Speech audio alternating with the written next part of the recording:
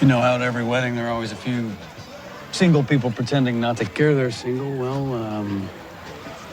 we're those people. It's weird, right? I'm divorced. What's your story? Get away from me. Man, hasn't everyone found themselves in a situation like that? That was a scene from After the Wedding, and it has some serious female star power. Film critic and In Kansas City magazine contributor Lonita Cook is here to weigh in on the film along with a Netflix rom-com. So we're talking about After the Wedding. You know, Yes. What were your thoughts when you saw this movie? Ooh, that's a good question. Yeah. What were my thoughts when I?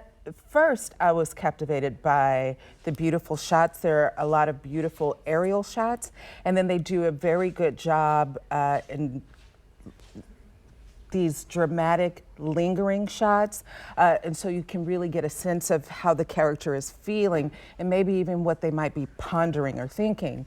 So that was the first thing that struck me. So it's nice to talk about that, right? Because when you see something that's so well executed from a videography standpoint that really takes you into what the character's thinking, that's huge. It takes the narrative to the next level. It really polishes the experience to have a great cinematic just visual.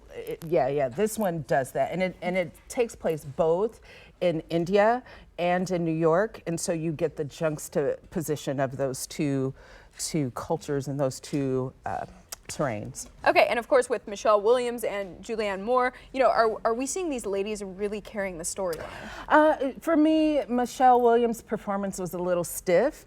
You have to understand that she plays Isabel, who is living in this orphanage in India, and she's applied for, say, a grant, and Teresa owns a company that might fulfill the grant. Okay. And so Teresa makes her come back to New York for an interview, and so it's very intriguing in terms of the narrative, and once you understand what's going on here, then they get you with a new intrigue. You understand what's going on there, then they get you with a new intrigue. So they do very well with that aspect of it, but it feels a little long. Okay. So the performances are great, yes, but there's something that's a little bit disconnected that you feel the length. Okay, well that makes a lot of sense. You know, surprises, but keep it pushing forward. Now let's switch gears to Falling in Love. So, you know, this looked like sort of a happy and predictable rom-com. Yes, you know, that's right up my alley. That's my genre, the simple, somewhat predictable rom-com. And Christina Milian, she's kind of made that a staple in her resume right now.